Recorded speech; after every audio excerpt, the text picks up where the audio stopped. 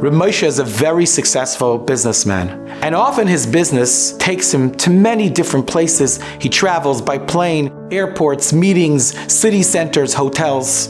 But to his credit, he's extremely meticulous when it comes to Shmir Sainayim.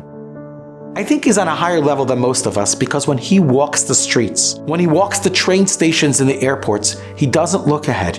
He always looks down with just enough so that he could see peripherally what's happening around him. But ultimately, he does not look around him. He shared the most incredible thing that happened to him. He was once on business in a random city, and he's walking down a street and he's not looking around. Probably walking for about 5 minutes when all of a sudden someone taps him on the shoulder and he jumps. He wasn't expecting it. He figured maybe someone wants directions. But it was a large, tall guy. And the fellow says to him, "Excuse me, sir?" He goes, "What?" He goes, "Are you okay?" He goes, "Is something wrong? Do I look not okay?" He goes, "No, it's just really strange. You're looking down. Do you have an issue? Do you have a problem?"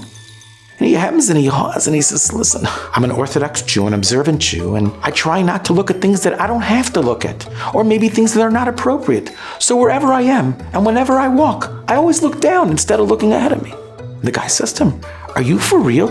Is it just you?" He goes, "No, it's actually in the Bible that a person's supposed to be careful not to stray after their hearts and their eyes, and therefore I've conditioned and I've trained myself. It's a struggle, but I don't look around."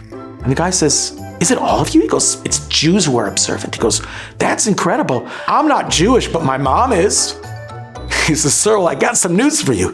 If your mom is Jewish, then you're Jewish." He goes, "Are you serious?" He says, "Yes. So I'm really part of these people who live on a higher plane?" He goes, "You are, and you should probably find out a little bit more about your heritage." He thought that was the end of the story. He comes back home, he shares it with one of his friends. That friend, a while later, happened to have been in a Chassidish Beis Medrash for a kafes on Simchas Torah. And he noticed that while everyone was dressed in the lavush, they were dressed in black, there was one guy who was front and center, and he was dancing like you can't imagine, Ashreinu Matov Chalkeinu, but he didn't look the part. After Hakafas, his curiosity got the better of him, and he goes over to him and he says to him who he is. He says, "I'm about Tshuva, and I became really close to this Rebbe over here, and that's why I'm here, and that's why I'm dancing, and I'm so excited to be a Yid." And he says, "You want to hear my story?" And he tells him the story, and he says, "I was once walking in a city center, and I saw a Hasidic Jew, and the guy was looking down, and I realized that people are able to live on a higher plane. And that was so attractive that that's where I started my journey."